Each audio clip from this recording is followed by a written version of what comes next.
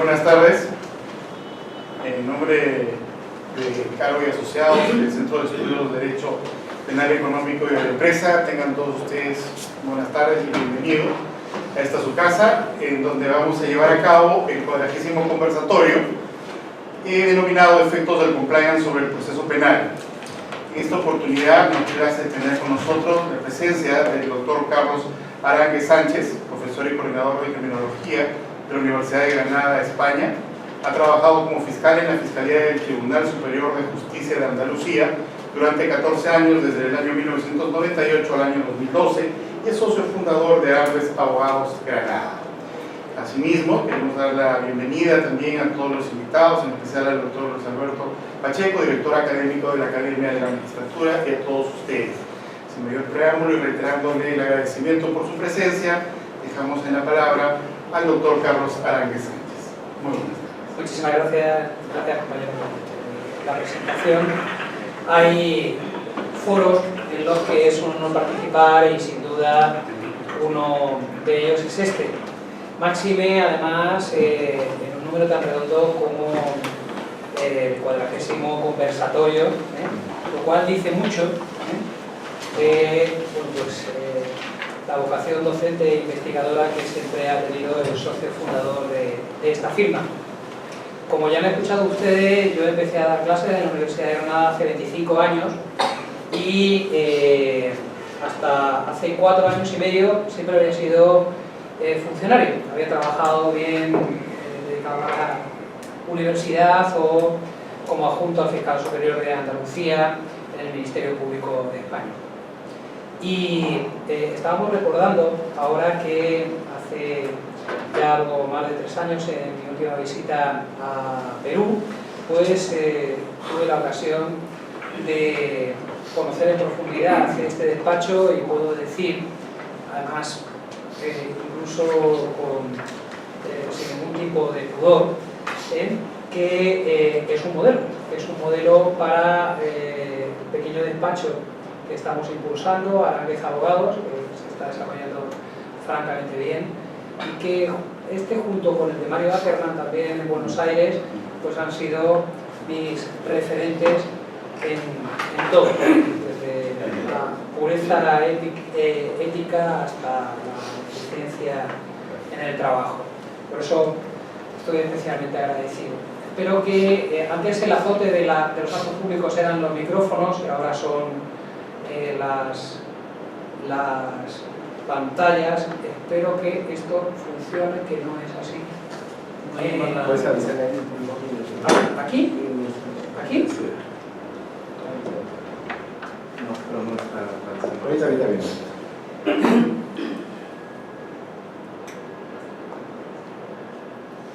Está llamando por teléfono.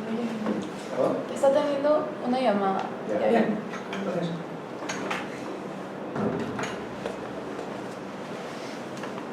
comenzamos y cuando se pueda, ya saben ustedes. ¿2 minutos? ¿Sí? Sí, mejor para.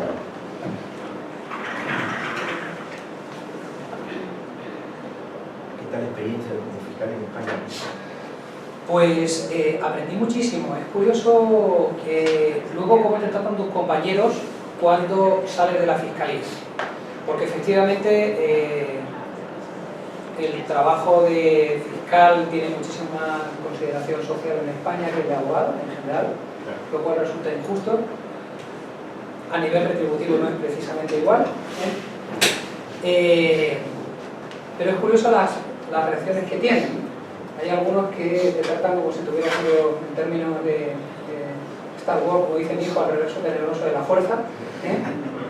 Y en cambio hay otros que francamente, con los que francamente tienes que incluso tú marcar una cierta distancia porque al contrario, ¿no? Porque entras en su despacho y tienes que, yo siempre tengo la frase de no, visita profesional, porque no distingue bien entre lo que es lo personal de lo que es puramente profesional. Pero es curioso, haber sido muchos años fiscal en la misma plaza, cuanto menos te da una ventaja sobre los demás letrados y es el conocimiento.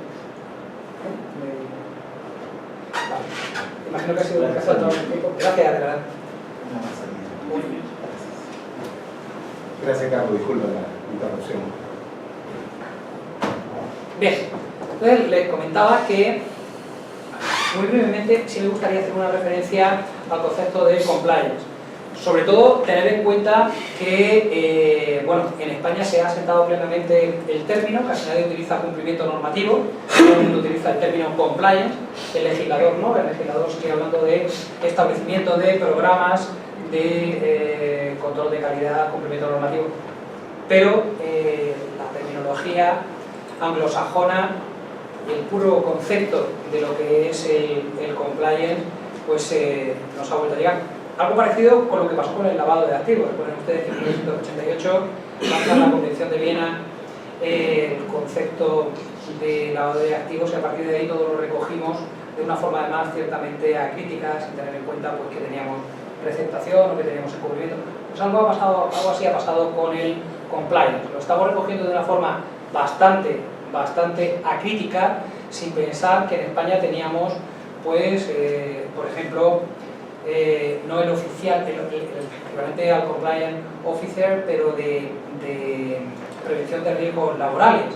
O sea, nosotros teníamos el delegado de prevención de riesgos laborales. Y toda esta materia de compliance ha pasado pues sin tener en cuenta que estaba pues, el vigilante de la Comisión Nacional de Prevención del Blanqueo de Capitales, o de la Comisión Nacional de Valores, o que teníamos ya un delegado de prevención en seguridad medioambiental o en prevención de riesgos laborales. Y ha venido a convulsionar ese tema y a aplastarlo de alguna forma, hasta tal punto que, como veremos ahora, en la reforma del Código Penal de 2015 se asume plenamente la doctrina anglosajona de que es imprescindible que una persona jurídica tenga un sistema de compliance. Muy brevemente, porque no es objeto de mi charla, pero yo sí quiero hacer dos reflexiones. Lo primero, ¿qué extensión tiene que tener un compliance? ¿Penal o ser general? Es decir, prevenir los incumplimientos de delitos o de infracciones de todo ámbito. Laboral, fiscal, civil. Pero yo creo que elaborar un instrumento tan potente como el compliance para solamente centrarnos en eludir o atemperar la responsabilidad criminal es un desperdicio. Hay que utilizarlo para todo. Tanto es así que nuestra empresa, la parte de Aránguez Consulting, que comenzó el 25 de diciembre del año pasado, no llevamos ni un semestre trabajando en esta materia, pues ha propuesto que nosotros también analicemos los factores de victimización. Cuando hacemos el mapa de riesgos, al mismo tiempo presentamos planes de seguridad. Me explico. Nosotros analizamos, ¿por qué? Porque queremos diferenciarnos de la competencia. Si hay algo que es condición, pero no garantía de éxito, es ser diferente, indifferent. Bueno, puede ser un imbécil o puede ser genial, pero desde luego, si quieres ser brillante, tienes que hacer algo distinto. La idea que nosotros aportamos, el plus que nosotros aportamos en nuestros planes de compliance es el análisis de los factores de victimización. Pues, por ejemplo, a una eléctrica analizarle pues, por qué tiene un volumen de defraudación excesivo y qué podemos hacer para evitarlo. Tenemos la suerte de tener una empresa, Crimilat, en la que también soy socio, que está formada por antiguos alumnos del grado en criminología, del que era coordinador hasta que me dediqué más a los asuntos profesionales, y eso hace que tengamos... No, por favor. Sí. Ah, pues lo siento, yo creo que no he hecho nada, pero no me he quedado con cómo lo hizo. ¿Lo hizo ahí? ¿Usted está mirando? ¿Ahí el vídeo? Y última diapositiva, la de la presentación. No. A ver. Es quizá lo que está programado para que sea un protector de pantalla, ¿no? Ah, mira, aquí como en... Aquí y que... No.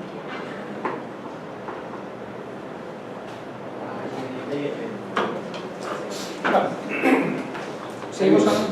Seguimos hablando mientras tanto, ¿no? La idea era Sí, vamos por eso, ¿no? Por intentar aportar algo distinto al mercado, ¿no? Bien. ¿Quién debe hacer el compliance? Que eso también hemos hablado precisamente, acabamos de hablar de criminólogos. Existe una guerra abierta entre economistas y juristas, declarada además. Efectivamente, el compliance exige tanto el dominio. A ver, y aprendo ya. ¿Le ha dado perdón, Tunde? ¿Ha saltado porque salta por el tiempo sin utilizar? Quizá, ¿no? Sí. Sí. Es aquí. ¿Dónde? Acá. Sí. Windows P. ¿Y ahora duplicado quizá? No, conectarse. Conectarse y ya directamente en ejemplo. Vale. Ya prometo no molestarle más. Listo. Ahora. Lo que pasa es que nada más el bloqueo. Bueno, pero empezamos presentación desde el principio hasta ahí ya desde la diapositiva actual y ya llego yo. Mira, estupendo. Muchísimas gracias. Bien, le decía que existe una guerra abierta entre economistas y juristas por quién debe hacer el compliance. Mire, prescindimos de la diapositiva, no se preocupen, que durante mucho tiempo dábamos lecciones sin diapositivas. Vamos a prescindir. Bien, les comentaba que, claro, por una parte hay que conocer los sistemas de calidad y gestión y por otra parte hay que tener una experiencia legal, pero además jurista generalista, porque si no hemos optado por un compliance amplio, no solamente un buen penalista. Eso nos lleva a que el compliance lo tiene que hacer un equipo. En mi caso, por eso, en Aránguez Consulting me asocié, que tiene sede en Bogotá, me asocié con Enrique Sánchez, que es el antiguo representante de Amaltea, tiene 35 años de experiencia en el sector y que ha hecho muchísimo control de calidad y es un especialista en normas ISO. Lo necesitábamos, o sea, necesitábamos esa parte. Y es economista, por supuesto. Economista, doctor por la Complutense y una persona realmente con un perfil profesional muy vinculado a la experiencia también bancaria del médico y en el control de calidad, ¿no? Pero es que piensen que tenemos que recurrir a expertos en civil, en mercantil, en administrativo, en laboral, para poder complementar también incluso esas áreas del derecho en las que no estamos tan especializados.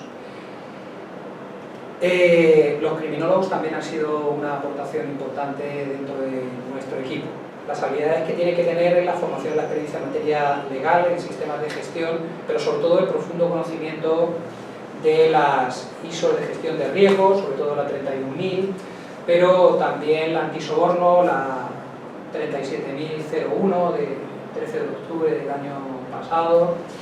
Y para el caso de España, bueno, en general, para por ejemplo el supuesto de Perú, importantísima la 19.600 de compliance en general, pero en España ya tenemos, desde el 17 de mayo, ya tenemos la 19.001, ya tenemos el compliance específico penal adaptado a nuestra legislación. Finalmente, pues la ISO 19.011 para los sistemas de auditoría. Le voy a dedicar un capítulo aparte a la auditoría. Y sobre todo hay algo que hemos cuidado mucho y es que seamos una empresa certificada. Es decir, no sé si en Perú se dice en casa del herrero cuchillo de palo. Sí. Vale, pues eso es también especialmente importante. Es decir, empecemos por ser cumplidores nosotros de toda esa normativa, pero también tener esas acreditaciones.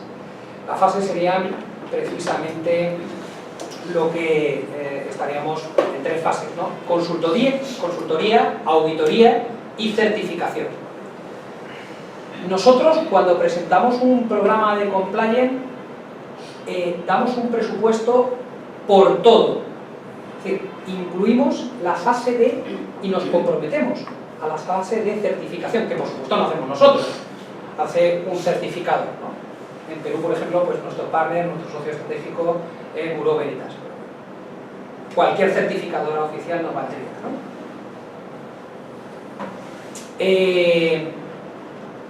¿Qué es? O sea, claro, nosotros desarrollamos exclusivamente, a diferencia, o sea, nosotros garantizamos todo, garantizamos la consultoría la auditoría y la certificación. Y de hecho, efectivamente, incluso mantenemos nuestro trabajo hasta que obtenemos la certificación. Esa es la forma en la que presentamos los presupuestos. Pero nosotros solamente hacemos la parte de auditoría. Sé que ustedes me dirán que puede ser un error, que la mayoría de mis competidoras pues hacen auditoría, consultoría y auditoría. Bien, yo creo que es una gran ventaja que la auditoría sea externa. En este caso nosotros tenemos un auditor, Lázaro, que es antiguo vicerrector de la Universidad de Granada, catedrático de contabilidad,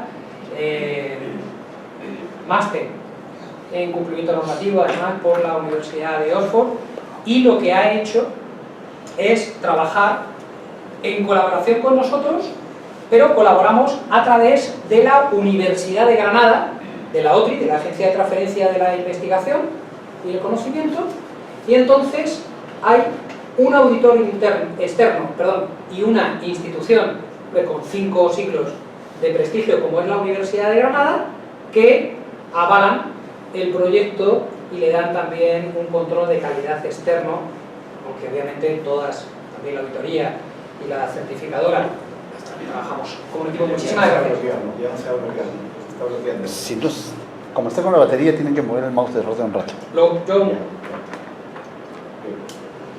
Entonces, efectivamente,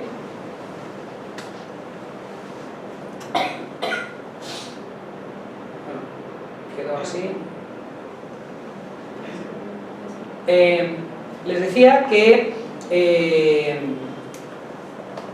para mí ha sido interesante distinguir esa fase de consultoría de la auditoría de hacerla externa.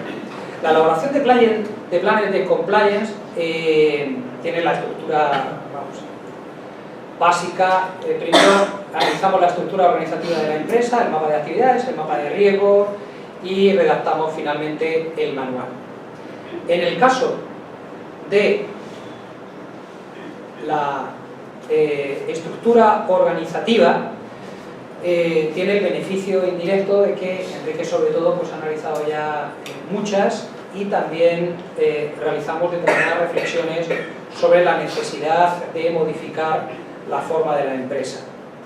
En el mapa de actividades hemos encontrado un problema que seguro que se presenta también en Perú, en todos los países en los que... Porque sí, claro, aquí llevamos una década hablando de compliance, pero realmente no existe un volumen grande de empresas certificadas. El volumen es las grandes empresas, las pymes, muy poco, y las grandes empresas porque bueno, lo han hecho a nivel internacional, pero no existe una cultura del cumplimiento, una cultura del compliance extendida en Perú, ¿no?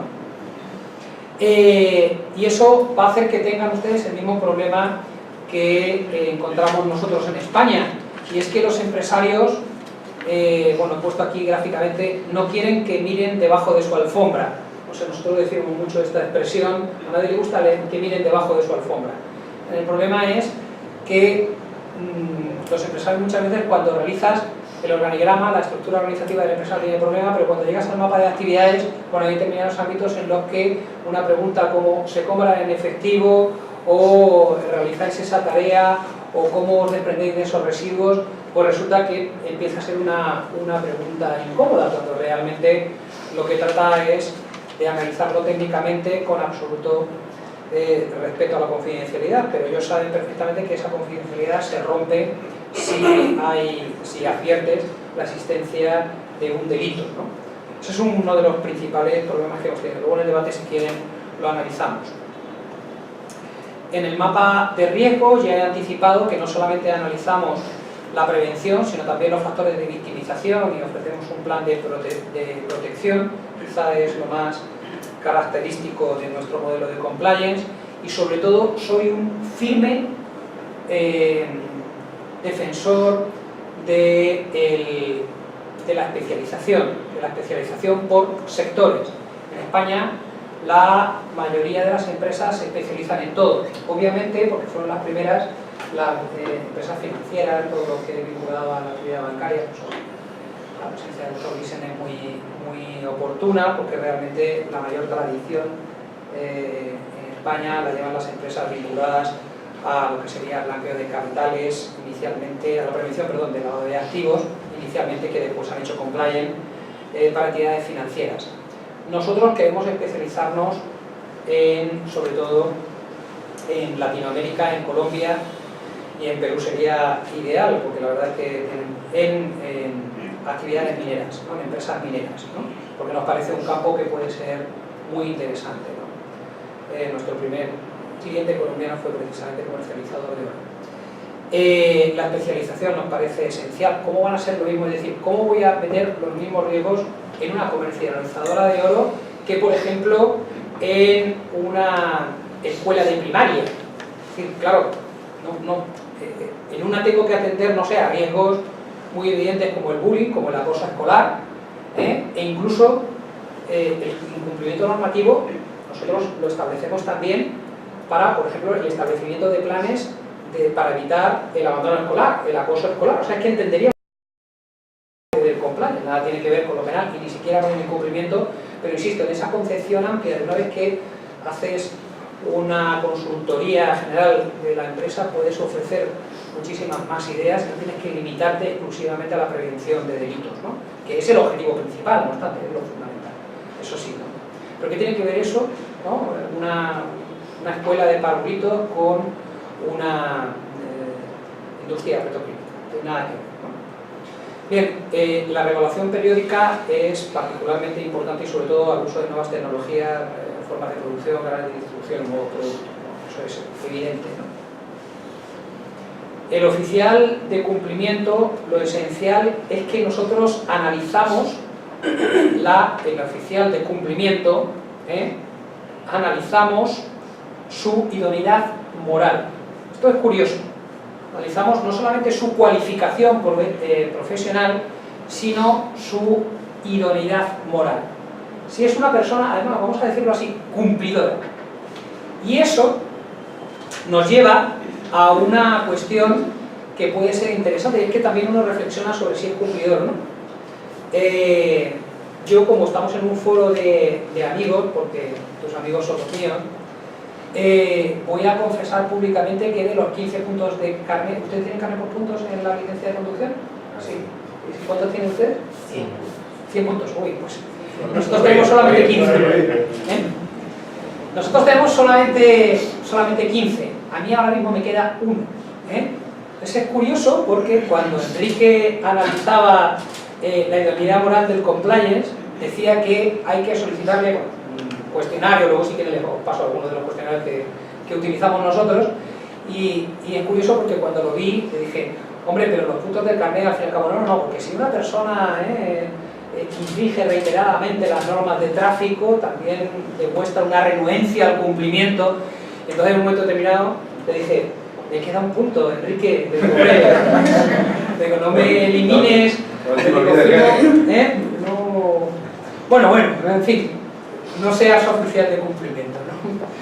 Pero eso, buscar la idoneidad ética de la persona sí es importante, que no sea un querulante, que tampoco tenga denuncias, que tenga un perfil realmente de arraigo y aprecio dentro de la comunidad, ¿no? En cuanto a interno o externo, depende del tamaño de la empresa y de la formación académica de los trabajadores. A mí me suele gustar una opción mixta, es decir, externalizar parte de sus funciones, pero que sea interno, ¿no? Obviamente, hay muchas veces que se trata de un departamento, un departamento con varias secciones, quería decir que es un órgano colectivo, ¿no? Hay un delegado de cumplimiento, pero hay pues delegado de prevención de riesgos laborales, delegado de prevención de lavado de activos, control interno de calidad, responsable de la asesoría, corresponsable de la asesoría jurídica.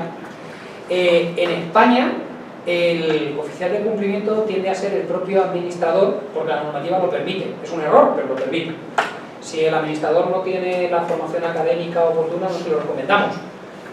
Ahí también evaluar su idoneidad ética puede ser delicado.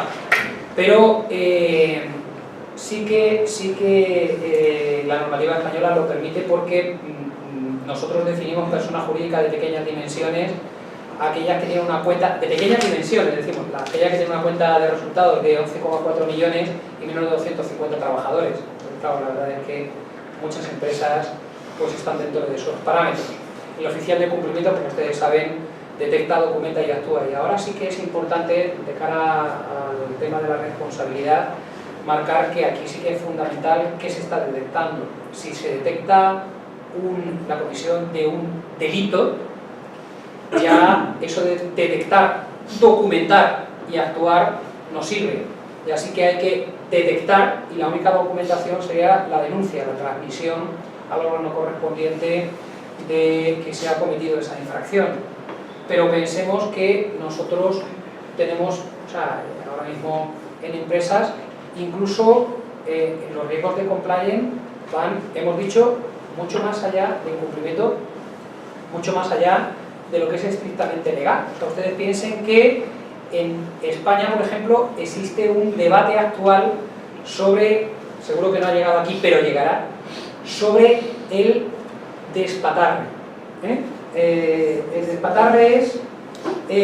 ¿ha llegado alguna vez? No, me imagino que no. El despatarre es cómo nos sentamos los hombres y las mujeres, por ejemplo, en espacios públicos, por ejemplo en el metro, ¿no? Ven que la mayoría de los caballeros tenemos, no todos, pero tenemos las piernas abiertas y la mayoría de las señoras tienen las rodillas juntas o cruzadas. Bien, eso ha sido objeto de política de regulación específica en el metro de Madrid, y se sanciona a las personas que viajan llevando deslizando el trasero hacia adelante y abriendo las rodillas, separando las rodillas, que normalmente son hombres, se sancionaría con independencia, porque invaden varios asientos y molestan a los de al lado, ¿no? Ha habido una campaña de sanción. Bien, fíjense ustedes que... ¿Cómo? No, sanción económica, multa. Claro, obviamente siempre una multa por ordenanza municipal de Madrid. ¿Esto no ha llegado aquí todavía? No. En Europa, pero sería bueno. En transportes públicos. Pero es curioso porque... Sí. Sí, pero miren... No, acoso sexual, sí, por el roce y tal, pero eso lo tenemos desde hace 20 años. No. Porque es curioso... No, sí, porque cuando tú ves, cuando viajas mucho te das cuenta de que al final van llegando las mismas modas, y les garantizo que se acordarán de esta conversación, ¿no? Igual que alguna vez le dije, no, ¿cómo que llegas? Yo cuando vi por primera vez Google Maps, pues ahora mismo todo el mundo utiliza Google Maps, Waze y tal, pero yo me acuerdo que le decía, ¿no tenéis un programa que metes la dirección? No, eso aquí no funcionaría, porque no, aquí es donde funcionaría mejor que en ningún sitio. Digo, esto lo vais a tener en 3 meses. Obviamente, en 3-6 meses está. Ese debate se abrirá aquí, con todos los debates que tienen además esa vinculación con el machismo, con la diferenciación, pues por lo que sea, siempre nos tocan a nosotros, a los españoles, muy de cerca, y siempre se rompen primero en España, pero luego llegan a toda Latinoamérica, ¿no? Como por ejemplo el matrimonio homosexual, etc., ¿no? Entonces yo creo que ese es uno de los puntos poco importantes, pero es curioso, ¿no?, cómo nosotros lo incluimos también en el plan de compliance, Por supuesto, el acoso sexual en el trabajo, que ese sí que es un riesgo transversal que tienen todas las empresas, pero incluso medidas como la higiene, la variedad. Comentábamos antes, pues como en mi despacho es norma que los caballeros llevemos saco, traje y corbata, y ahora en una ola de calor terrible de 46 grados, pues hemos relajado por primera vez ese código de vestimenta, pero nosotros tenemos código de vestimenta, y código de vestimenta para hombres y mujeres dentro de la empresa, y lo aplicamos. Una cuestión de imagen del despacho, ¿no? Bien, les decía que normalmente el oficial de cumplimiento tiene además por encima una comisión de cumplimiento. Puede ser grandes despachos en las grandes empresas está diferenciada, pero en muchos casos, pues de nuevo, la comisión de cumplimiento va a ser simplemente el administrador o una parte de los administradores. Un órgano supervisor oficial de cumplimiento, a mí me gusta especificarla en el plan de cumplimiento, y lo que sí es muy importante es que la comisión de cumplimiento no cercene, no limite la autonomía del oficial de cumplimiento. Eso sí que lo consideramos esencial. No voy a hablar del canal de denuncias, sí que es importante especialmente que sea anónimo o que haya confidencialidad. Y incluso que el compliance officer tenga expresa reserva de secreto bajo advertencia de despido disciplinario si la quebranta. Esto es muy importante para generar confianza. Estoy hablando siempre fuera del ámbito penal. El oficial de cumplimiento tiene que garantizar la confidencialidad de la información que le llega. Nosotros lo que hacemos es meter una pequeña aplicación informática que no puede registrar, que está encriptada y que no puede registrar de dónde se ha emitido la comunicación, ni siquiera la IP, una cuenta de correo que la puedes abrir inmediatamente, pero con ese programa informático la persona que realiza puedes abrirte una cuenta de correo, irte a un cibercafé y vas a tener ese mismo anonimato. Pero es que nosotros marcamos dejamos en la página web de la intranet un pequeño link en el que tú sabes que no se va a registrar desde esa intranet tampoco, y lo puedes hacer en tu propio puesto de trabajo, no se va a registrar tu IP, no se va a registrar el terminal concreto desde el que se ha cursado la denuncia. Ese programa además es bueno porque si realizas denuncias masivas sí que lo detecta y está preparado para revelar la IP. Claro, porque ustedes pensarán, bueno, pero entonces yo puedo denunciar falsamente a todos mis compañeros, ser un querulante, y encima si me dan un instrumento informático, imagínate que va a garantizar mi anonimato, puedo saturar al compliance officer a base de denuncias falsas. No, porque si reiteras con la misma IP, nosotros planteamos 3 denuncias en 3 meses, si reiteras más de 3 denuncias, sí que efectivamente pierdes esa confidencialidad. Se supone que es una persona, no 3 denuncias distintas, no 3 denuncias sobre el mismo expediente, 3 comunicaciones sobre el mismo expediente, que eso sí que por supuesto seguiría manteniendo. Y también un poco ver que no se puede hacer un mal uso de ese canal de comunicación. Pero bueno, tampoco voy a hablar de la formación continuada, solamente comentarles que damos formación específica para el oficial, pero la información escrita pasa a todos los empleados y directivos, confirma con acuse de recibo, que es especialmente importante, pero en general lo que pretendemos es generar una cultura del cumplimiento normativo, de que no se pueden buscar atajos, ¿no? Y ahora sí que hubiera sido interesante ver el artículo 31 bis y ver cómo el Código Penal del 95, pero bueno, si acaso luego en el debate, si lo necesitamos, buscamos, porque sin que tengamos el texto delante, solamente,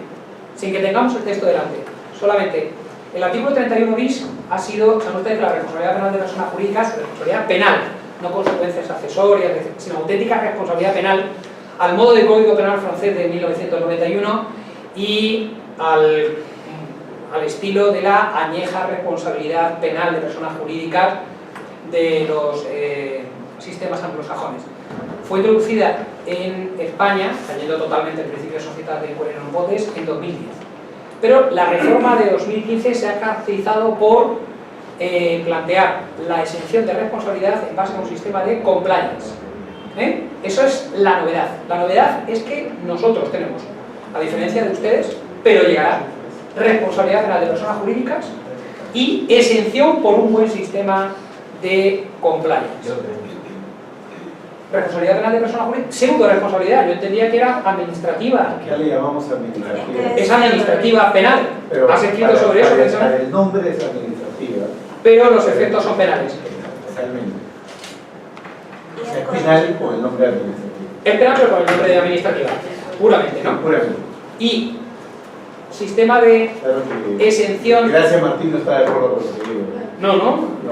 Para Gracia Martín es como pensar en penalizar los animales o las cosas. Ya. Lo ha dicho respecto a la ley peruana del año pasado. Claro, es que cuesta muchísimo, porque la reforma de la pone administrativa expresamente.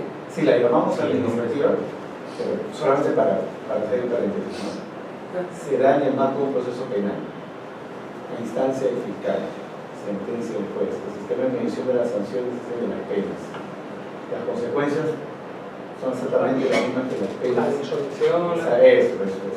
Igual, ¿podemos poner la pantalla completa, perdón? ¿Se puede? ¿Un segundillo nada más? Así, ya está, ¿no? Sí. Vale, eso lo supe hacer. Pero que ahora ya no hay problema porque la hemos enchufado para que no tenemos... Vale, estupendo, fenomenal, muy bien. Entonces, Muy tacaños, muy tacaños. Pero no, hoy con la que bloquea, sí. un buen sistema de compliance tiene que tener también ese tipo de análisis de cosas, ¿eh? Entonces, lo que les comentaba es que el artículo 31 bis, tal como quedó en 2015, fíjense, las personas jurídicas son responsables penalmente. Bueno, lo primero que tenemos que decir es una obviedad, pero que confunde además no alumnos, algunos ilustres juristas, pues yo lo sigo viendo en los tribunales. Vamos a ver, yo estoy hablando de responsabilidad penal de persona jurídica. Cuando yo creo una estructura, aparentemente una persona jurídica para delinquir, no es sino una extensión de una organización criminal. A ver, una cosa es que yo me dedique a, no sé, a enviar flores desde España a Colombia y tenga pues una empresa que tiene una flotilla de aviones con esa finalidad. Y otra cosa es que yo sea un narcotraficante, quiera meter clorhidrato de cocaína junto a las flores y por eso tengo esa tapadera.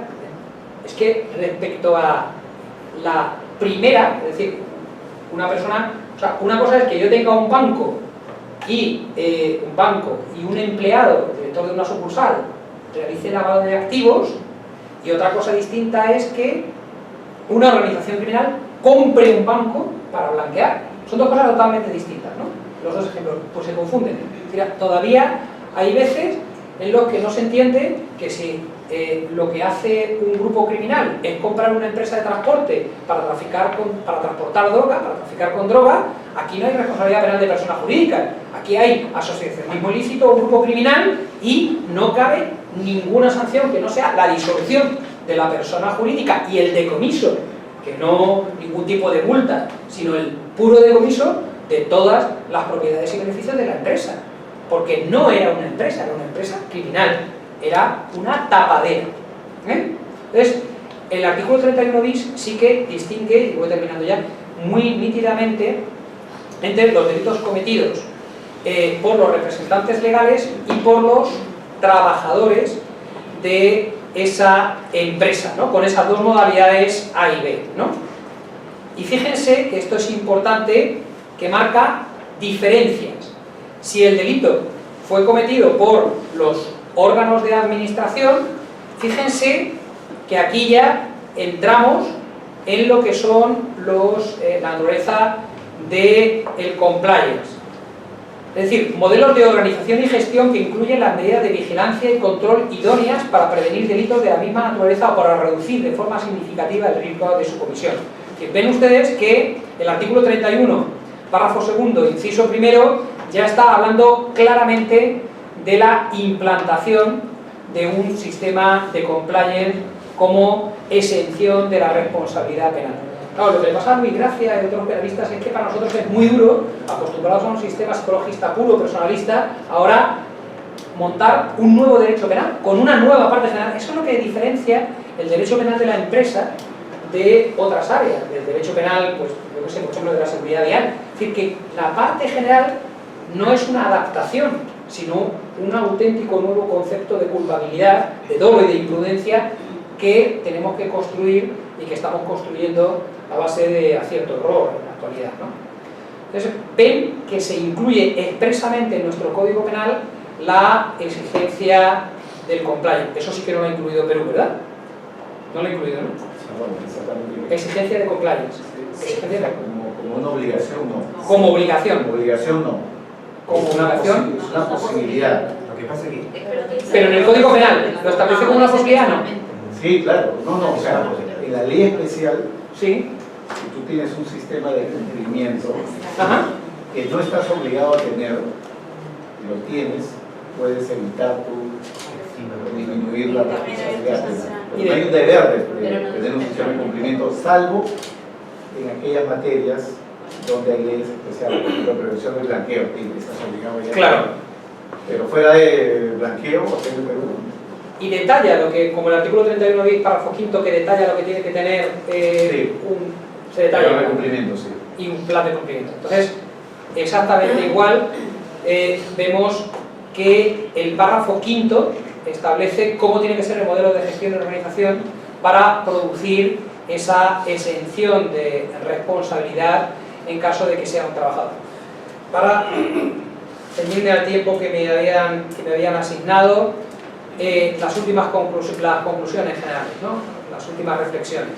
Bien, un programa de compliance puramente formal, estandarizado, es que lo que puede ser en los tribunales es un buen indicio para atribuir responsabilidad penal a una persona jurídica.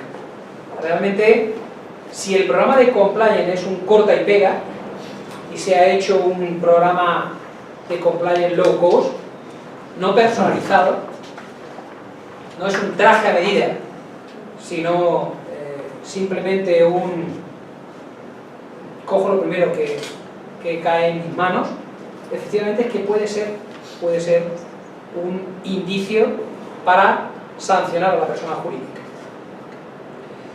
Una segunda reflexión que es importante es muy injusto, pero es previsible que la profesión de oficial de cumplimiento y de consultor en esta materia, consultor, auditor, certificador, sea una profesión de elevado riesgo. De elevado riesgo jurídico. Bien, en el caso del oficial de cumplimiento habrá que compensarla vía retributiva. Miren que no me gustan los toros, pero por poner un ejemplo muy castizo, miren, nosotros somos especialistas en compensar en la nómina pues el riesgo. O sea, pues no sé, ahora mismo pues el policía, por ejemplo, que está encargado de la prevención del terrorismo yihadista, tiene un plus de peligrosidad. Piensen ustedes, pues un torero tiene una compensación económica por el riesgo que corre. Pues el riesgo jurídico tendrá que ser compensado económicamente, cosa que no está siendo, es decir, en la actualidad no se tiende. En España se está indicando mucho, es decir, ¿qué va a hacer un juez? El juez va a ir a por los órganos de administración y después va a decir, venga, ¿presentáis plan de compliance? Bien. Pues oficial de cumplimiento, consultor, auditor y certificador, aquí. Los demás los dejo fuera. Bueno, concreto de empleado que haya realizado, el director de banca, el director de sucursal que realizó el lavado de activos, ¿no? Y esa va a ser la línea. Los administradores, la persona que ejecutó materialmente la acción, y luego va a coger al oficial de cumplimiento, al consultor, al auditor y al certificador. Y esa va a ser...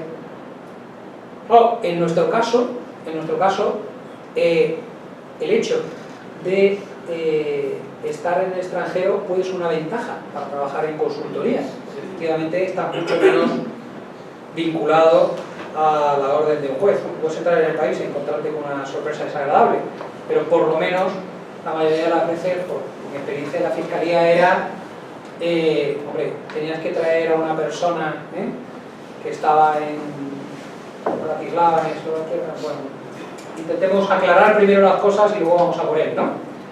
Porque cuando llegas a la fiscalía, ya también una reflexión, lo primero que te enseña, además me acuerdo que fue Juan Cobo, el hermano de Manuel Cobo Rosal. Lo primero que me dijo cuando llegué a la fiscalía fue, era un caso precisamente de un alzamiento de bienes, y había un socio que claramente no había tenido nada que ver, ¿no? Y en mi primer borrador de escrito de acusación lo dejé fuera. Y me dijo, no, a este lo metes también. No, pero por determinadas circunstancias. Da igual. Tú piensas que cuando se sienta en el banquillo va a haber una norma que es el culpable es el que no está. El culpable es el que se ha muerto, el culpable es el que está en el extranjero. Entonces, aquí los sentamos a todos. Luego ya levantaremos a los que proceden.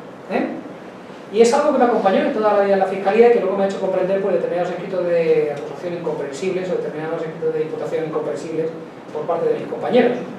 Y es pues esa estrategia de pinza de tenaza.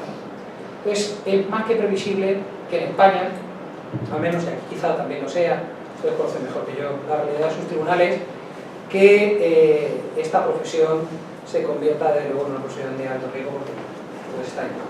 gusta dejar siempre espacio para el debate, y en estos casos además como nos ha dado unas pinceladas, pues seguro que hay preguntas interesantes por ahí. Muchas gracias.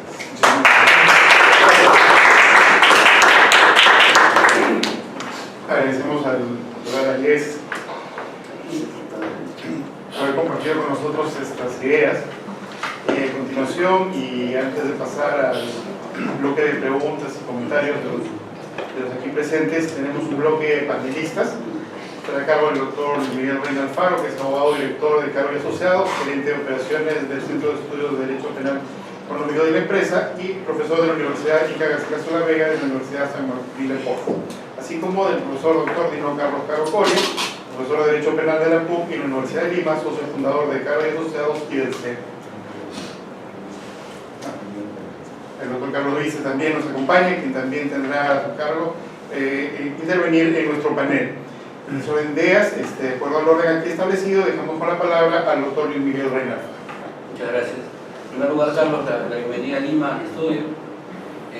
Recordaba ahora que hace casi 10 años que nos conocemos, en el año 2008, cuando estaba en Canadá, precisamente nos tomamos un café a partir de los consensos comunes con amigos. Y en esa época el tema de la responsabilidad de personas jurídicas todavía no era un tema que estuviera dentro de tus tópicos de análisis, ¿no? Ciertamente esto ha tenido que ver seguramente con los efectos de los cambios legislativos en España y entiendo también de esta decisión personal de, ¿no? Ir al lado oscuro de la fuerza, como se dice, ¿no? Sí, sí. Es que del Supremo tenemos 6 sentencias nada más, ¿eh? Del Supremo tenemos 6 sentencias. Precisamente un poco la primera reflexión. Mencionabas tú a lo largo de tu exposición que, claro, hay un enfrentamiento entre lo que son los economistas y los juristas respecto a quién se va a hacer cargo de los tópicos de cumplimiento, ¿no? Y esto, en su traducción a la praxis forense, tiene un efecto natural, ¿no? Las dificultades que tienen los tribunales, los fiscales, para entender esta nueva gramática propia de lo que es el cumplimiento, la responsabilidad de personas jurídicas y sobre todo cómo adaptar las fórmulas procesales, ¿no? Los instrumentos procesales a la cuestión de la persona jurídica, ¿no? Entonces, por ahí quisiera hacerte algunas preguntas, ¿no? O pedirte tu opinión en todo caso respecto a cómo vienen reaccionando, ya un poco más adelantado con la escasez de sanciones o de sentencias en el tema de la responsabilidad de personas jurídicas, pero quizás nos podrías dar un enfoque o dar algunas ideas respecto a cómo se han enfrentado ciertos problemas, ¿no? Por ejemplo, hoy en día, uno de los problemas que se enfrenta es, sobre todo con estos escándalos asociados a corrupción privada, corrupción pública, Odebrecht, Lavajato, cómo es que los tribunales, por ejemplo, reaccionan frente a figuras como la colaboración eficaz. ¿Pueden las personas jurídicas someterse a fórmulas premiales, plea bargaining o las fórmulas similares que podrían existir en España, que creo que tiene el proceso abreviado, ¿no? Fórmulas de consenso, ¿no? O de delación, de si esto está regulado, cuál es la praxis, ¿no? Claro, hay una gran discusión porque de hecho informalmente, ¿no? Es decir, sin que exista una regulación expresa, se están admitiendo algunos acuerdos entre Fiscalía y estas personas jurídicas, ¿no? Pero un poco desconectado de lo que es la regulación real de la persona jurídica, ¿no? Me gustaría saber cuál es la visión que tiene en España respecto a estas circunstancias, ¿no? En concreto, cuál es la posición de la persona jurídica, ¿no? En el ámbito procesal, ¿no? Está claro que tiene los mismos derechos que cualquier imputado, pero me interesaría saber cuál es la forma en que se viene implementando eso en la praxis. Has señalado tú también, hablabas tú de esta comisión de cumplimiento, ¿no? Entiendo que estamos hablando de un órgano distinto al directorio, estoy quizás entendiendo eso correctamente. Puede coincidir con el administrador, puede ser una parte del Consejo de Administración o puede ser externo. Pero eso es una configuración legal. o es parte de un diseño que tienes tú en lo que es la propuesta de cumplimiento que tiene tu despacho? No está expresamente regulado, pero claro, es la fórmula de supervisión, pero sin limitar la autonomía, del oficial de cumplimiento. Porque uno de los reproches continuos es un auténtico control sobre la actuación del compliance officer. Entonces, claro, por eso precisamente introducimos esa comisión, para que exista un control, un órgano al que le tiene que rendir cuentas periódicas y que además analiza sus actuaciones. Entiendo que esto será condicionado al tipo de negocio, ¿no? Claro, efectivamente. Al tamaño del negocio, ¿no? Efectivamente, al tamaño del negocio. Si no lo hace el propio administrador. Pero le establecemos un calendario de reuniones periódicas y qué se debe comentar, qué se debe comunicar exactamente en esas reuniones para que exista una comisión que controle al oficial de cumplimiento. Respecto, además de esta primera cuestión que te formulé, respecto al tema de la praxis, te formulo varias y contestamos. Sí. Mencionabas bien que si no se diseñaba un programa de cumplimiento, ¿no? O una estructura de cumplimiento hecha a la medida, ¿no? Sí. ¿No? Y se hacían, ¿no?, estos programas de cumplimiento de escaparate, ¿no? Correcto. ¿No? Para bloquear la responsabilidad a partir simplemente de para ponerlo en la página señal, claro.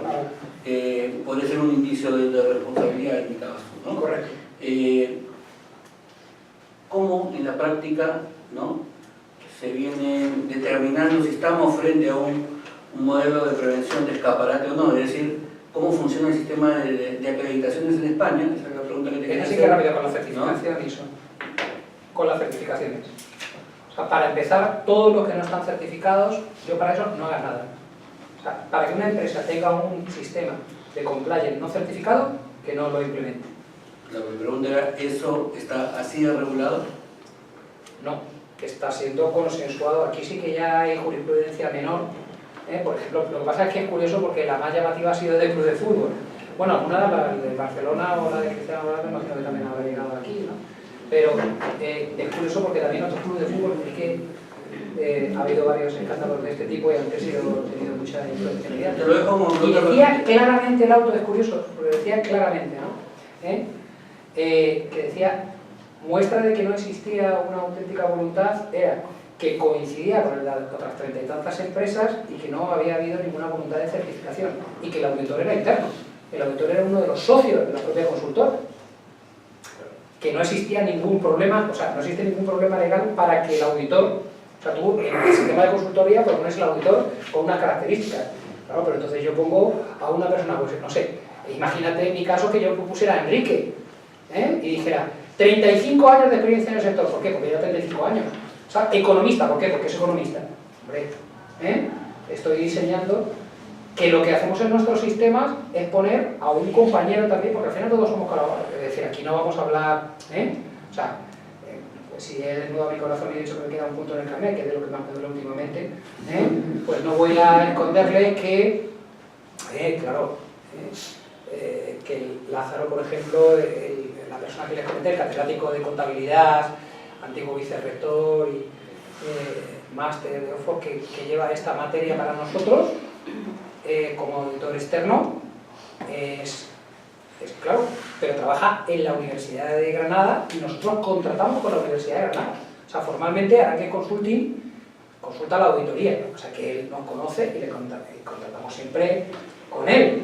Pero en un sistema, por ejemplo, la certificación es muchísimo más sólida, porque está avalado por una empresa que realiza el trabajo, una institución académica pública de reconocido prestigio con 5 siglos de trayectoria, una persona con uno de los expedientes, o sea, lo que nosotros evaluamos tramos de investigación de 5 sesenios, el máximo. Bueno, eso le da una solidez al programa que cuando llega la certificación es muy fácil de obtener. El caso de Osasuna, el problema era que coincidía, que no había sido auditado por un socio de la misma consultora, que Deuteria es esta. Es decir, no sé. Eso evidentemente es objeto de prueba, la idoneidad de la certificación. Claro, pero si es que figuraba el auditor. Y es como si pues en esta empresa las tareas de consultoría las firmas tú y Carlos las de auditoría. ¿Qué estás diciendo? ¿Sabes? Pero dentro de esta misma, y la firma. La firma no tiene ningún sentido, eso no era una auténtica auditoría. Eso para empezar. Y luego es que no se había pasado por una certificadora para obtener las normas ISO. Claro, bueno, lo que hago es descargar o sea, ustedes saben que hay modelos en internet, y si no, bueno, pues, no sé, simplemente la editorial Aranzadi o Tirán, yo te doy una clave y tú te bajas un modelo estándar. Claro, eso lo puedes hacer en 5 minutos sin necesidad de visitar el centro de trabajo. Te dan 4 los centros de trabajo, ni molestar al empresario, directamente te dan 4 datos y lo hacen.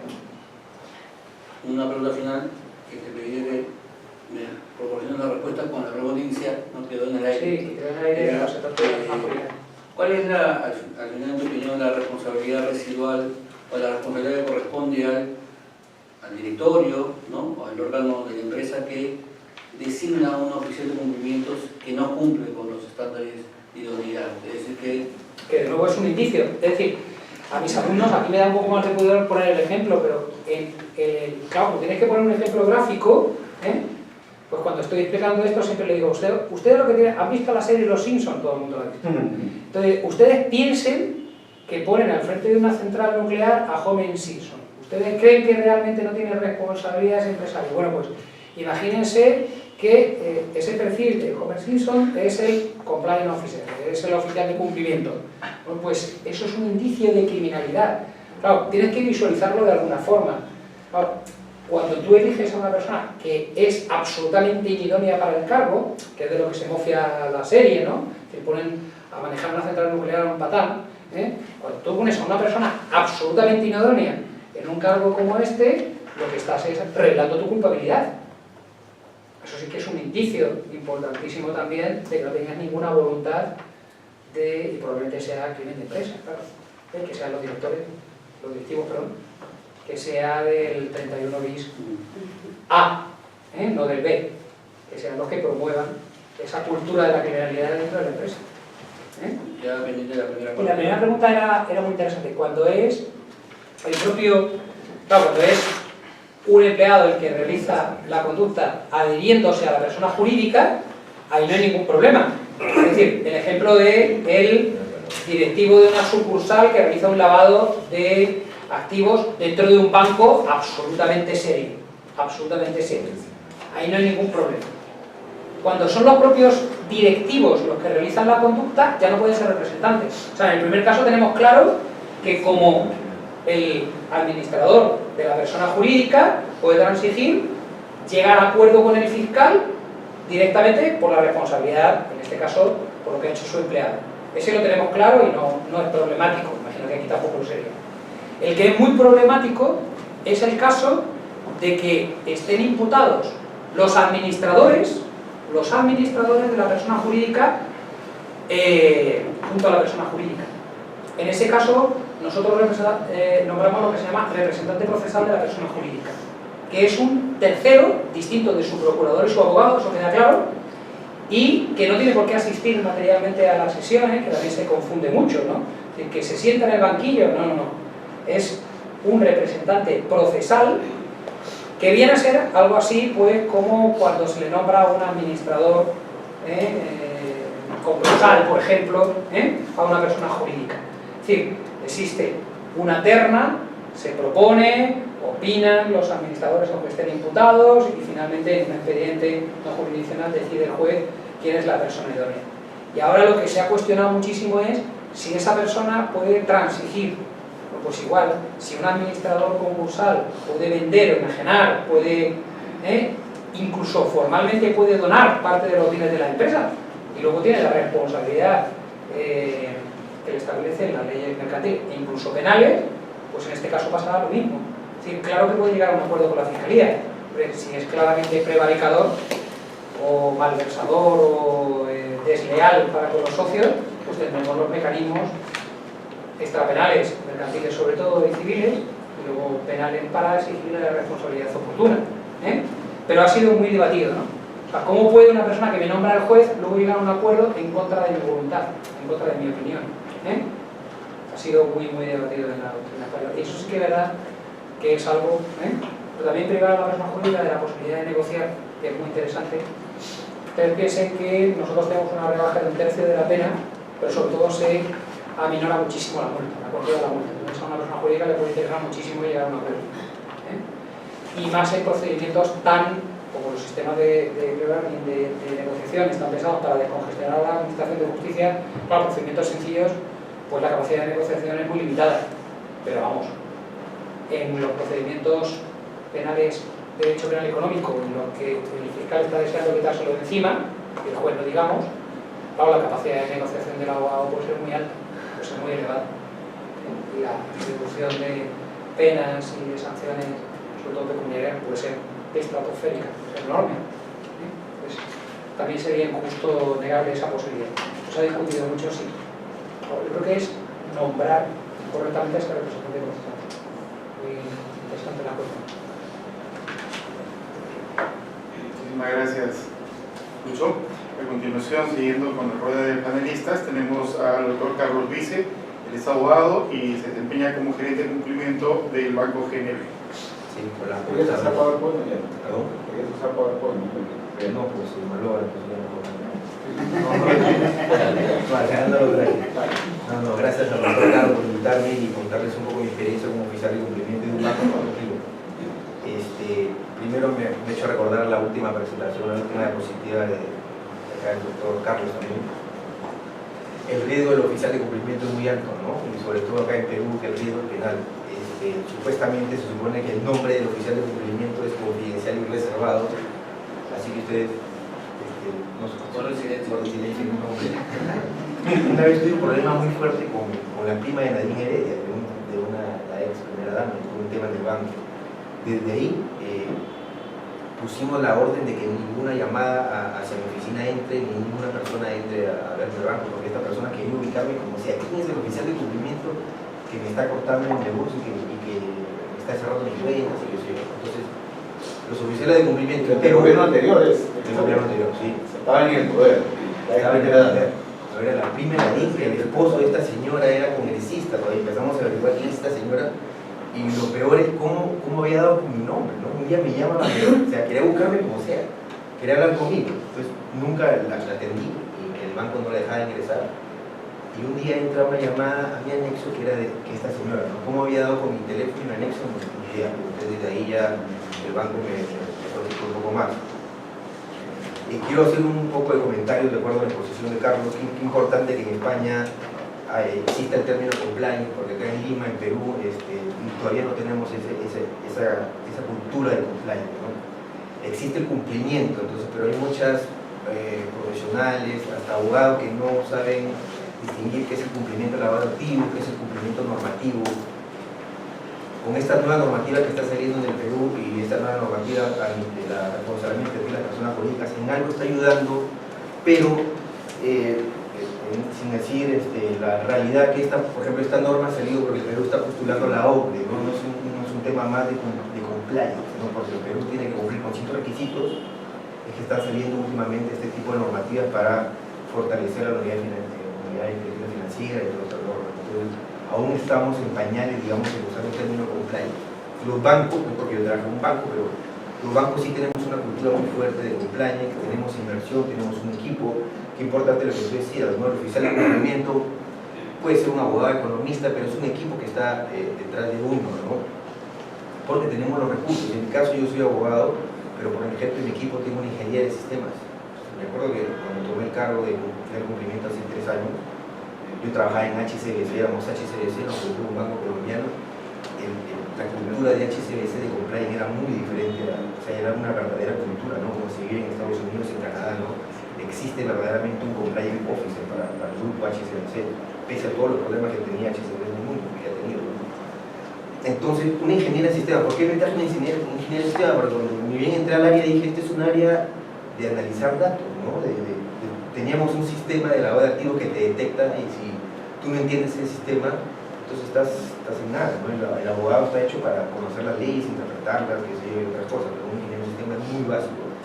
Tengo un economista también en mi equipo que ve las estadísticas y en fin, tengo una gente que me respalda ahí que somos un banco chico, 5 personas, el BSP, imagínate, estamos hablando de 100 personas en el área compliance, el Interbank tiene cerca de 40 personas, es un banco más grande, ¿no?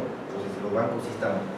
El problema real ahorita en el Perú de lavado de activos son las financieras, las cajas y el sector real, ¿no? Los notarios que no están comprometidos a la verdadera prevención del lavado de activos. Peor aún van a estar comprometidos a implementar esta norma que no es obligatoria, que es la norma penal de la persona jurídica, que más la llamamos administrativamente, ¿no? Otro punto importante es el oficial de cumplimiento, ¿no? Para ser oficial, les hablo en el tema de los bancos, para ser oficial de cumplimiento en un banco, el directorio del banco te tiene que designar, y claro, también hay requisitos. Son 15 requisitos que debemos cumplir. Uno de ellos es el requisito moral. Yo mismo pensaba, ¿no? ¿Qué es moral para mí o para un director? ¿No? O sea, ¿es moral, no sé, ser un hombre divorciado? No sé, ¿no? O es moral, qué sé yo, tener, pasar por la luz roja, qué sé yo, ¿no? Aparte de eso son requisitos más fuertes que son experiencias, ¿no? O sea, como decías tú, dispararte al pie si pones a un oficial de cumplimiento que no tiene experiencia. Al menos en mi sector, la SBS, nuestro regulador, nos pide experiencia de 5 años en el sistema financiero. O sea, una persona que tiene un año de experiencia en el sistema financiero no podría ser oficial de cumplimiento, ¿no? En mi caso, bueno, trabajo desde que soy practicante en bancos, entonces tengo más de 10 años de experiencia y no había problema en ese lado. Y era abogado, entonces el directorio me designa y después mi cargo va a la SBS, a nuestro supervisor. Son 5 áreas de la SBS que dan opinión sobre mi currículum. Si una de las 5 áreas dice que no, la designación no va. Entonces es importante eso porque el regulador se asegura que es una buena persona que va a ocupar este cargo tan importante y el mismo banco también está protegido. Entonces, ante un problema en el banco, el principal responsable es el oficial de cumplimiento. No solamente es responsable laboral o administrativamente, porque bueno, te pueden despedir y vas a buscar otro trabajo. El tema de los oficiales de cumplimiento en Perú es que tenemos una responsabilidad penal, ¿no? Eso es lo más fuerte, digamos. Ahorita tengo una tesis que la voy a presentar a la Universidad Libre, una maestría que trato de modificar la responsabilidad penal, que está muy interesante, el doctor Carlos Caro la ha leído. Yo no quiero eliminar la responsabilidad penal del oficial de cumplimiento ni de ningún trabajador bancario, qué sé yo, pero me parece que esta responsabilidad que tenemos ahorita en el decreto legislativo 1095 no es muy clara y ante cualquier problema que pase, por ejemplo, en el banco, cualquier persona que esté lavando. Ahorita tenemos un oficial de cumplimiento de un banco importante en Perú que está, como nunca un juez lo ha citado por el caso de Oropesa. Oropesa es un lavador que salió a la luz porque se quemó su carro, su Cayenne. Nadie sabía que era lavador hasta que apareció una noticia de la Cayenne quemada. Entonces, ¿qué pasa con este oficial de cumplimiento? El juez le está diciendo, oye, tú oficial de cumplimiento, ¿por qué nunca me reportaste? Ni siquiera una operación inusual, no me dijiste nada. Y este señor hemos descubierto que estaba lavando, ¿no? Los medios de comunicación, el poder que tienen.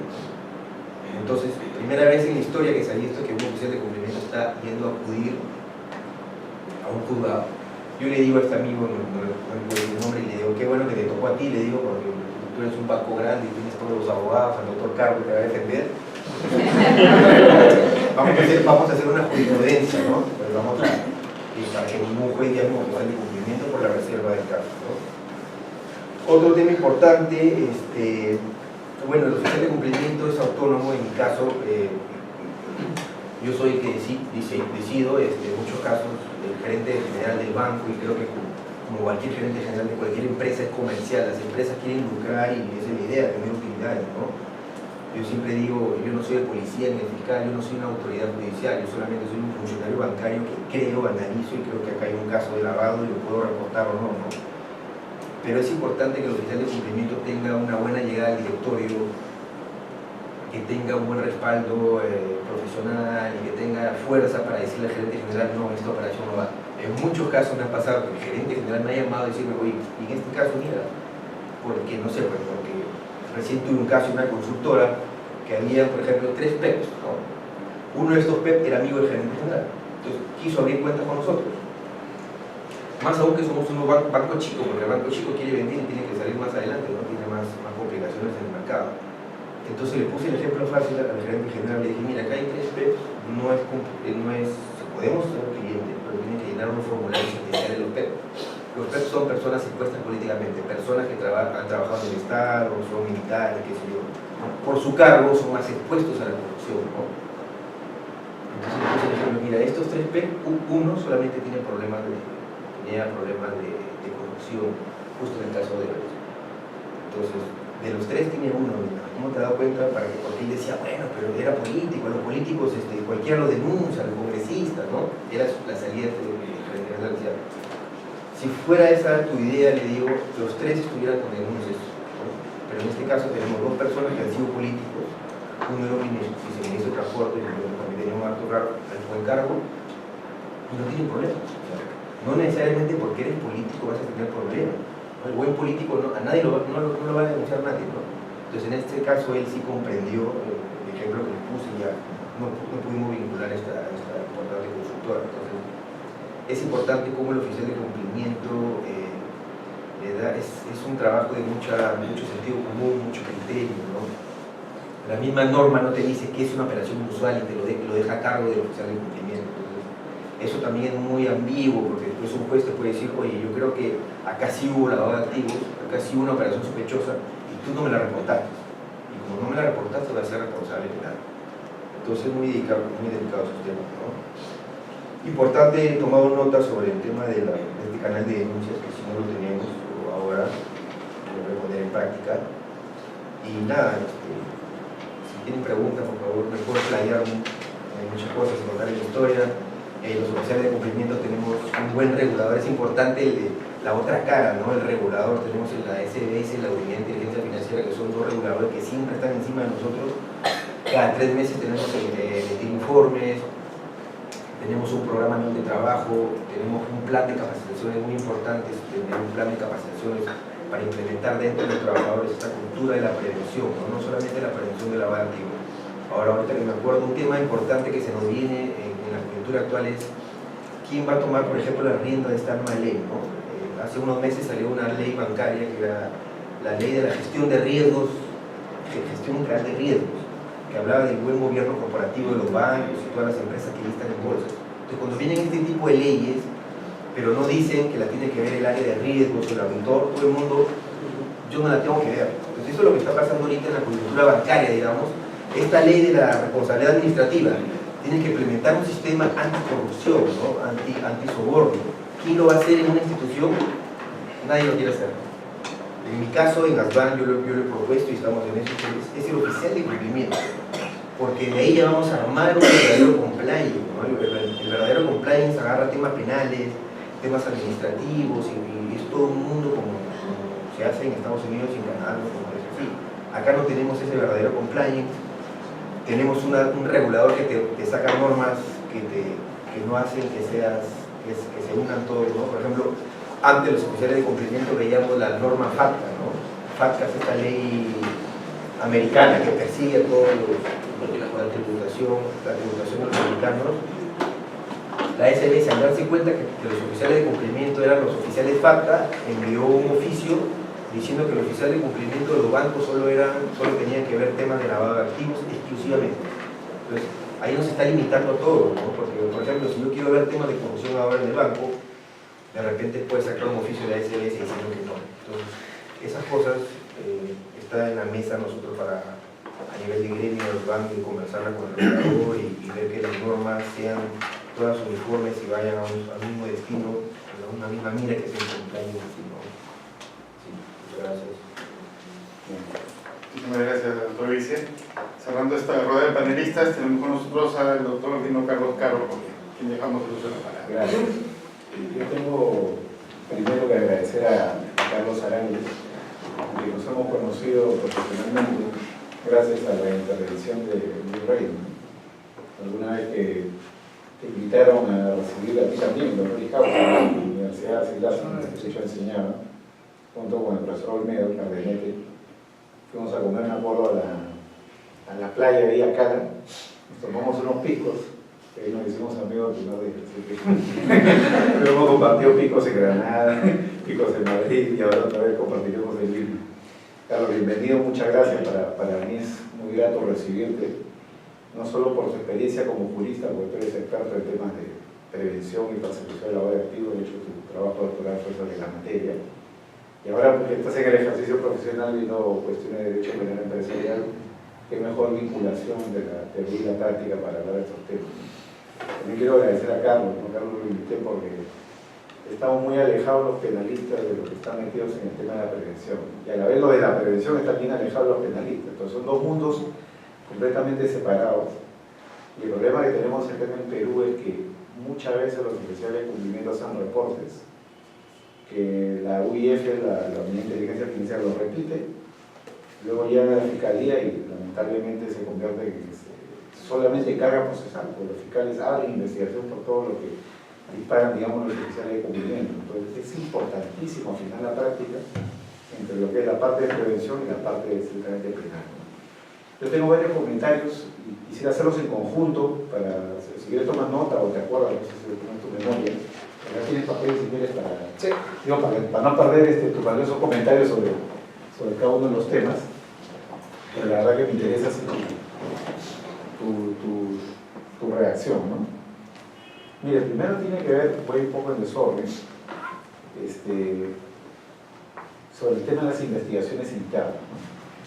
¿Cómo vienen ustedes en España trabajando el tema del respeto a las garantías básicas del investigado en una investigación interna? Porque muchas veces los auditores o incluso los abogados, en el afán, digamos, de descubrir un delito, cuando ha fracasado el programa de cumplimiento, violan la garantía, ¿no? Acceden al correo electrónico, van a la base de datos, van al celular, claro, como son parte de la empresa, ¿verdad?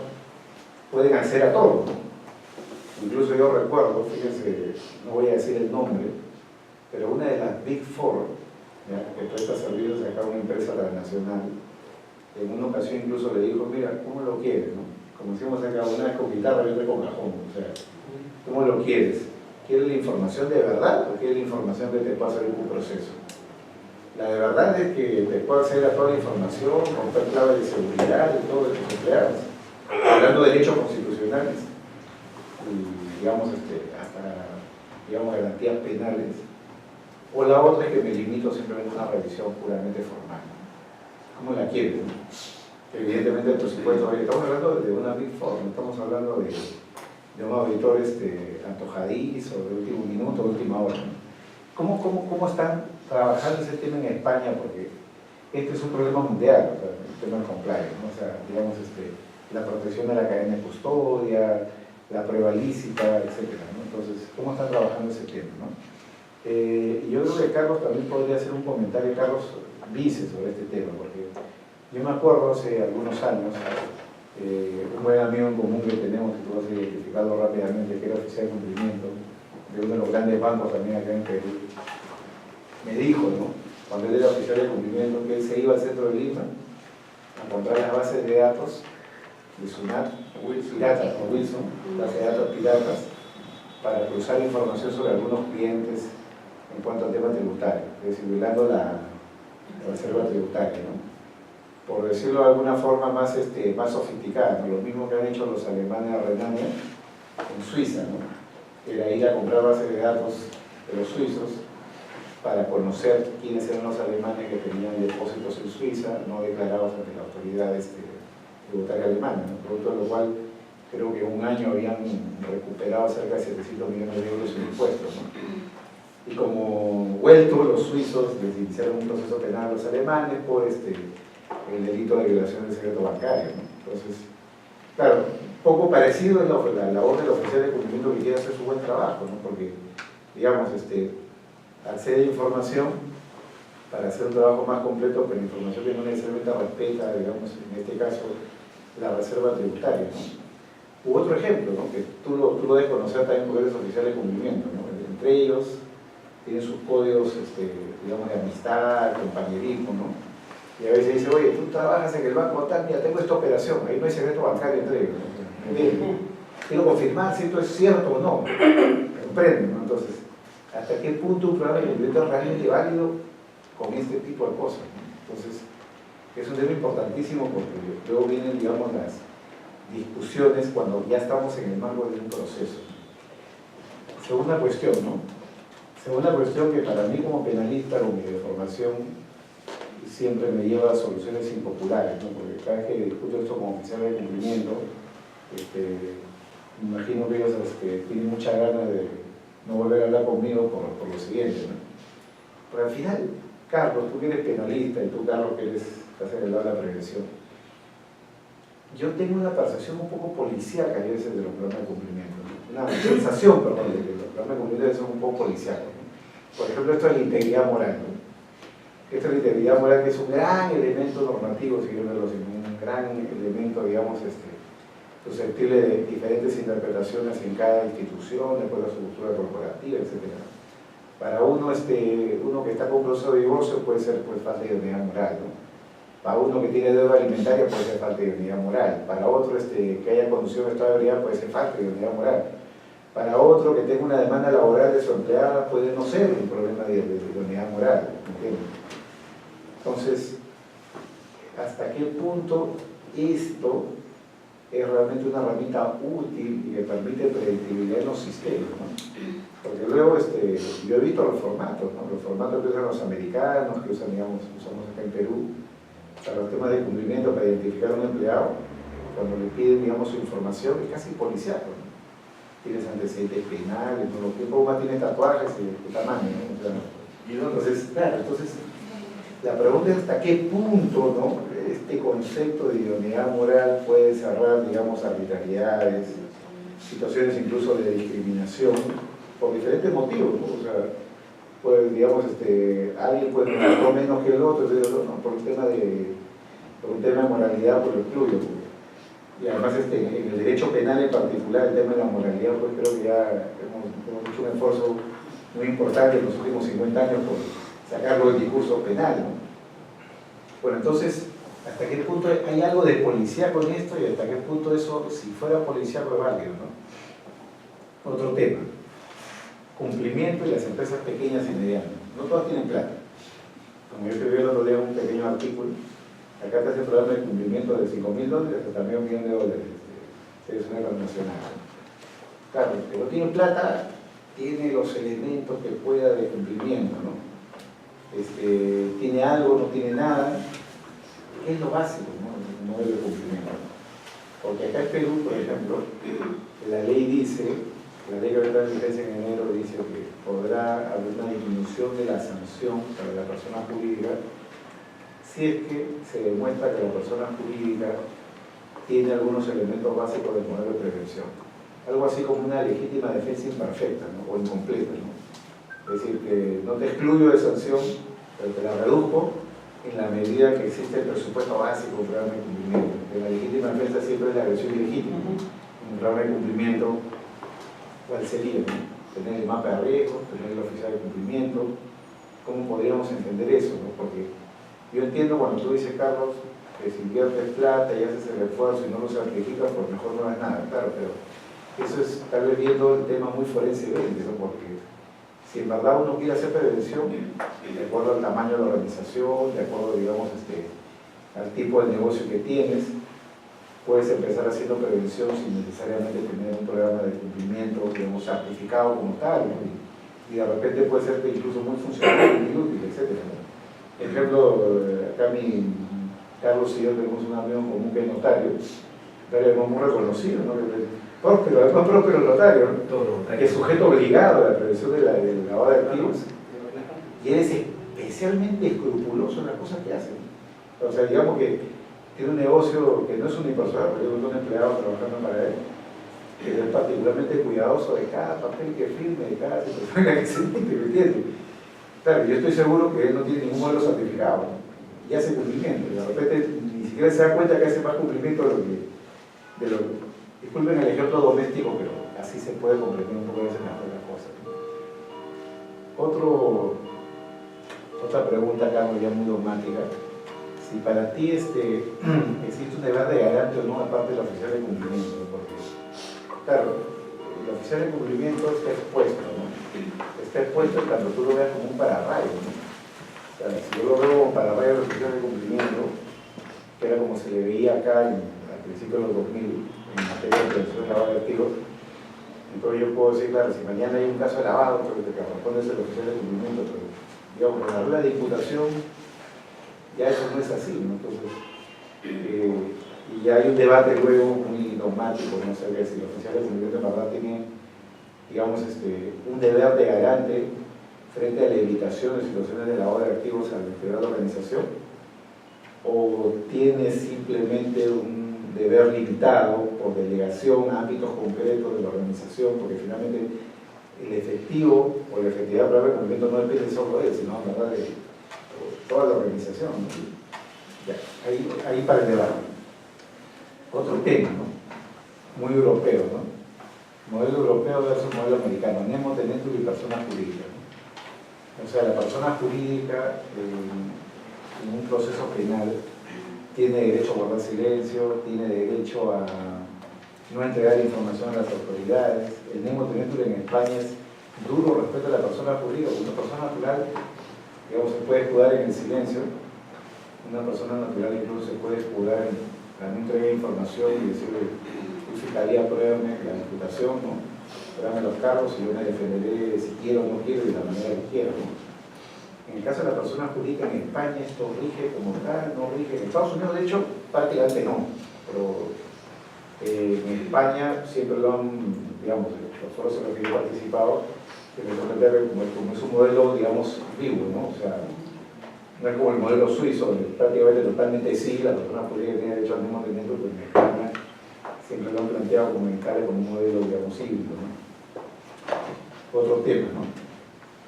¿Cuál es el valor forense de la certificación, ¿no? Claro, si yo soy empresario, tengo que gastar mi plata en certificarme, costo-beneficio, digo, oye, o sea, si tengo el certificado, un oficial de cumplimiento me garantiza que si tengo un proceso me excluye. El propio ISO 37001 dice que no, ¿no? El ISO 37001, que ya es norma técnica peruana acá desde abril, el antisoborno, ya está, digamos, peronizado, dice expresamente en la parte inicial de que el hecho de que tenga la certificación, de que cumpla todas las pautas, no te garantiza que no vaya a haber un hecho de soborno, ¿no? O sea, lo que quiero decir es que el haber certificado, digamos, podemos entender forensemente hablando como que una suerte de ratio conocente, ¿no? Digamos, un indicio de que puede, digamos, estar excluido de responsabilidad, pero tampoco es una garantía, ¿no? A ver, desde tu punto de vista, otra pregunta, ¿no? ¿Qué justificación dogmática puede tener la exclusión o la reducción de responsabilidad? Y eso sería penalista, porque eso implica para ti falta de tipicidad, falta de culpabilidad, una cosa de justificación. ¿Perdón? Si la reducción o exclusión de responsabilidad de la persona jurídica por tener un modelo de cumplimiento es o no un elemento de ausencia de tipicidad, de culpabilidad o causa de justificación, porque la doctrina es variopinto, ¿no? Incluso algunos dicen que es un tema de norma secundaria, norma procesal, ¿no? Dos preguntas finales pasadas. Abogados, ¿no? En España tienen el modelo, que acá tenemos desde 2016, de abogados obligados a reportar operaciones sospechosas, ¿no? La ley orgánica 10 de 2010 que tienen en España. ¿Cómo funcionaba esto, no? El modelo español es parecido al peruano, es el modelo de las 40 recomendaciones, ¿no?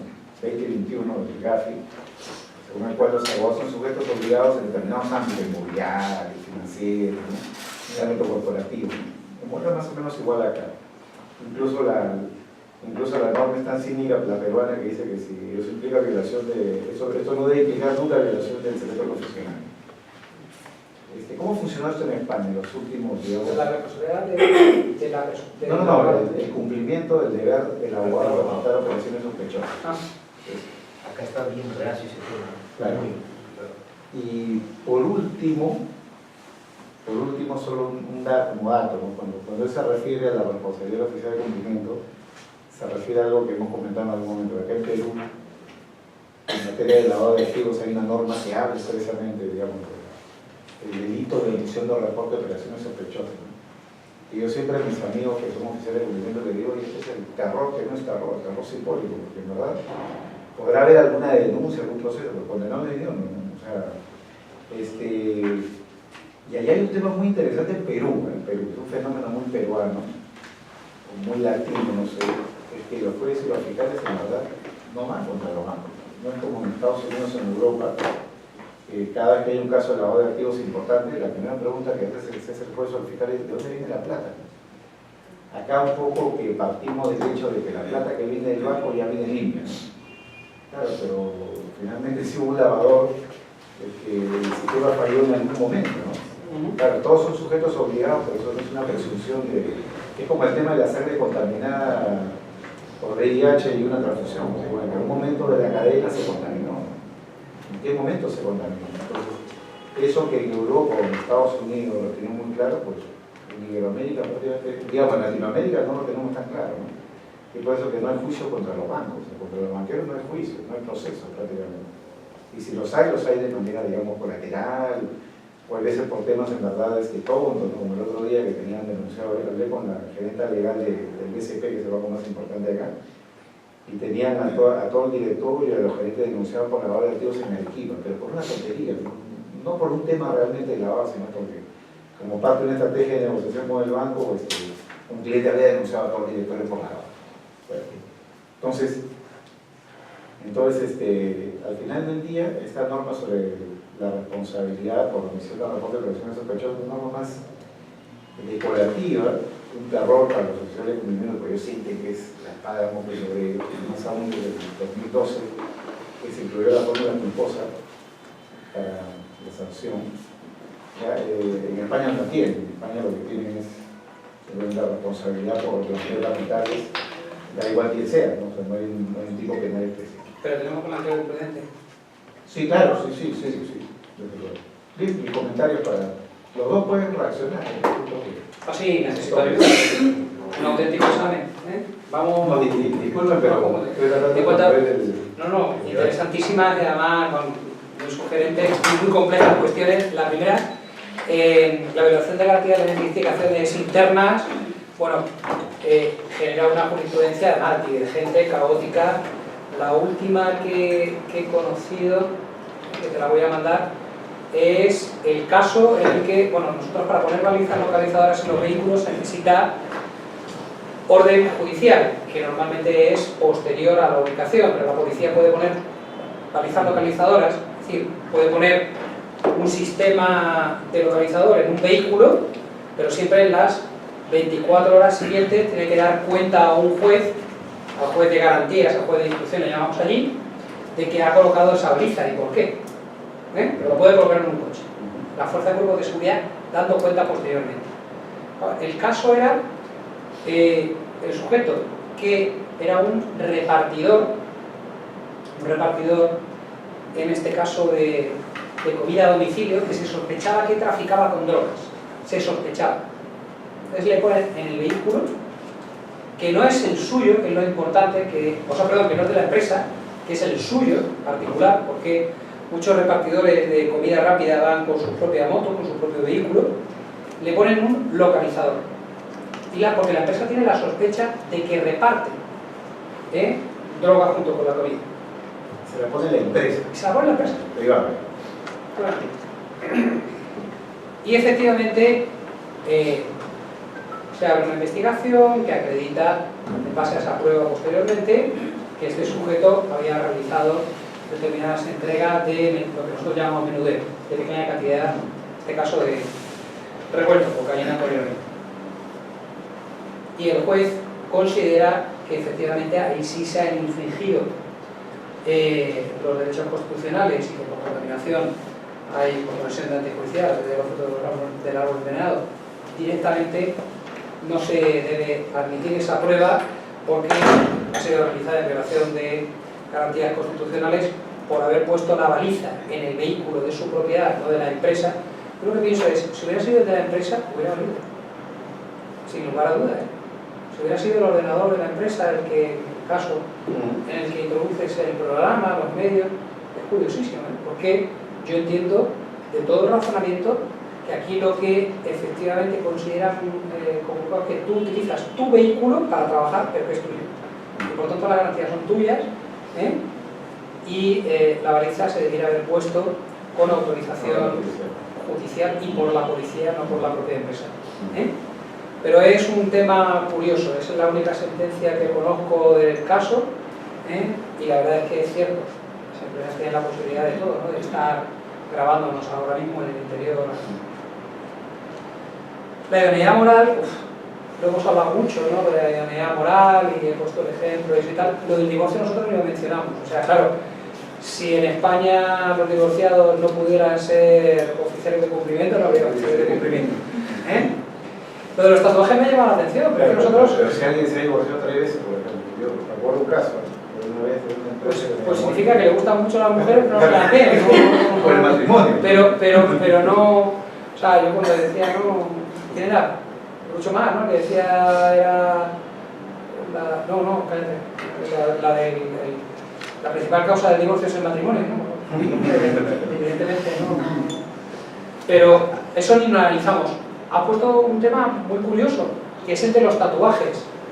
Es que en España se puede restringir el acceso a determinados puestos en base al tatuaje, y decimos porque identifica muy claramente a la persona y tal, pero realmente es una cuestión de recurso estética.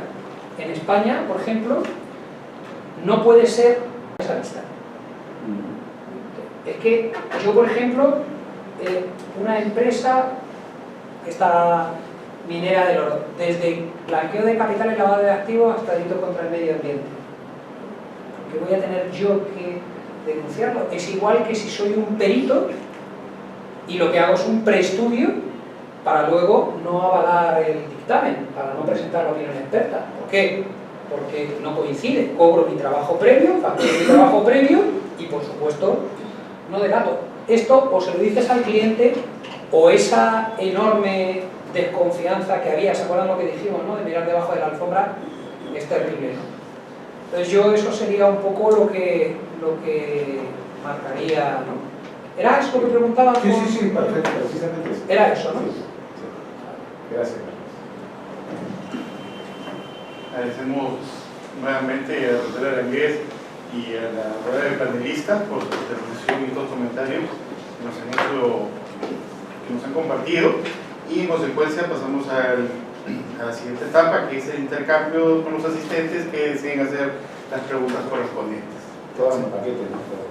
¿Qué hay preguntas? Si hay preguntas, ¿alguien una inquietud? Si no hay, porque estuvo breve. ¿Alguna pregunta, chicos?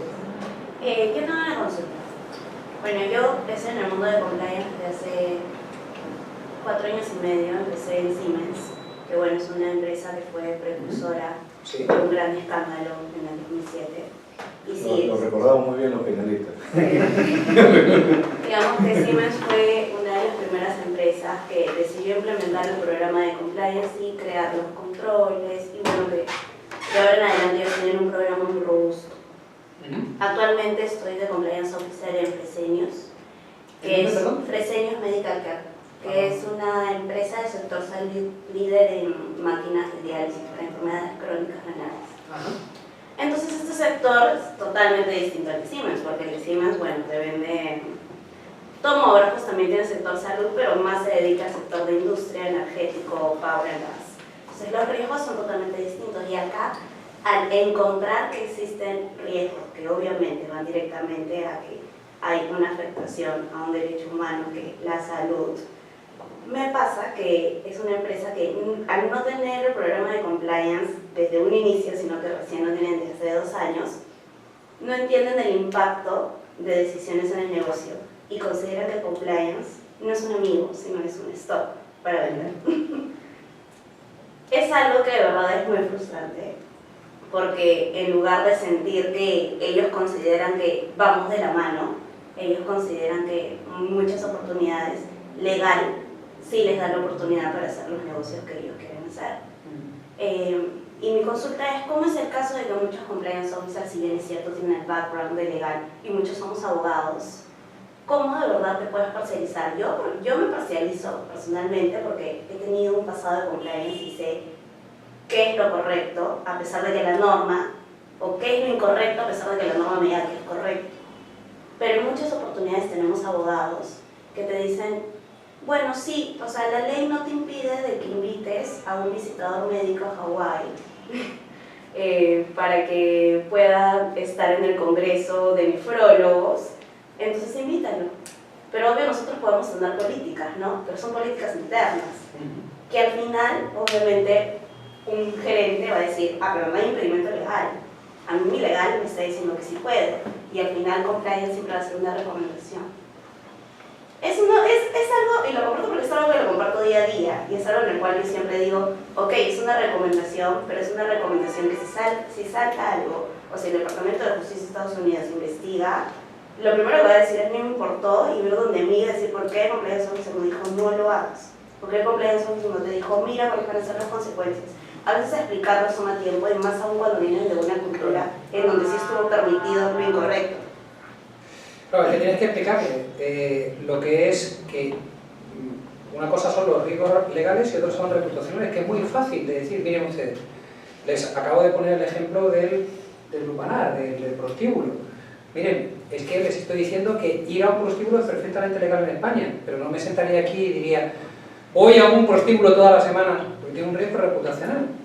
Entonces, eso es lo que, con ese brutal tipo de ejemplos, lo que tienes que hacer ver. Es decir, escribe usted, no se trata de hacer todo lo que se puede dentro del margen de la legalidad, que el compliance lo que trata es precisamente de proteger también su reputación, que al final va a ser un riesgo económico. ¿Usted entiende lo que es un riesgo económico, no? Pues el reputacional es un riesgo económico al final. Y luego, claro, el problema de vender compliance es que yo mismo voy al médico cuando me duele algo, ¿sabes? O sea, que es muy difícil, o sea, los abogados penalistas, por ejemplo, tenemos una gran ventaja, y es que cuando llega el cliente y te dice acaban de detener a mi marido o están haciendo un registro en mi casa, o sea, la negociación realmente es sencilla, que tus servicios son importantes para tu cliente, eso no hace falta que lo justifique de ninguna manera. El problema de la prevención en general es que tienes que acostumbrar a la gente a cepillarse los dientes desde pequeño, y eso es difícil porque es invisible. Te tienes que explicar que si tienes un buen programa de compliance vas a conseguir al final evitarte muchos problemas legales. Pero claro, es la pescadilla que se muerde la cola. Si no los he tenido al final, a lo mejor es que nunca han existido, ¿no? Y existe esa desconfianza, ¿no? Dentro de la cultura del compliance, que decíamos que el cumplimiento normativo, que pues al final será avanzar en ella, y yo creo que tarde o temprano va a haber unos estándares de calidad y no vamos a poder contratar, o sea, las empresas que no tengan esas certificaciones no van a poder contratar con la administración pública, con grandes multinacionales, y al final por esa vía se va a imponer a la fuerza, y se va a obligar. Sí, obvio, o sea, la industria de salud, por ejemplo, sí está siendo mucho más regulada y se están dando cuenta de la importancia que necesita la compañía tener un compliance officer, porque hay muchos escándalos. Pero también en Perú en sí, como que ha salido desde el año pasado un paquete de normas muy grandes en materia de corrupción y anticorrupción, por ejemplo, hasta para licitaciones con el Estado, donde ambas partes necesitan tener cláusulas de anticorrupción. Entonces están impulsándolo tanto que de una u otra forma dice, al final seguro todas las empresas van a tener un compliance officer, pero la verdad es que el mercado de economía que tenemos acá en Perú, hay mucha microempresa y eso generaría muchos gastos también, el estar poniendo o indicando recursos para tener un compliance officer. El cual tú dices, ya bueno, legal puede tener la figura de compliance officer, pero pasan estos riesgos, que muchas veces el legal o un administrador te puede decir, pues sí se puede. Es que el tema de los costes, claro, es que depende, como el compliance lo tiene que ver el propio Estado también y el propio empresario como un ahorro de costes, porque es que la delincuencia también genera costes sociales y costes individuales. Entonces, vamos, esto ya excede el ámbito de la charla, pero vamos a ver, hay países como Perú en los que la tasa natural de delincuencia está todavía muy alejada de la tasa real. Entonces, los costes sociales que genera la delincuencia, directos e indirectos, son un factor que frena el desarrollo del país. O O sea que precisamente en países como Perú el cumplimiento normativo tiene mucho más sentido que en Noruega, que tiene su tasa natural de delincuencia, o que en España, que la tenemos sobrepasada pero ligeramente, según Unicrim. Entonces, cuanto mayores costes está generando la delincuencia, más sentido tiene el cumplimiento normativo en el derecho de empresa. O sea, por lo menos la visión económica es así. Hay unos bonitos gráficos también que explican claramente por qué se produce este efecto. Pero que el compliance al final no es un coste, es un beneficio social y se supone que, claro, para el empresario no para el delincuente. Para el delincuente, desde luego, claro que efectivamente es una molestia.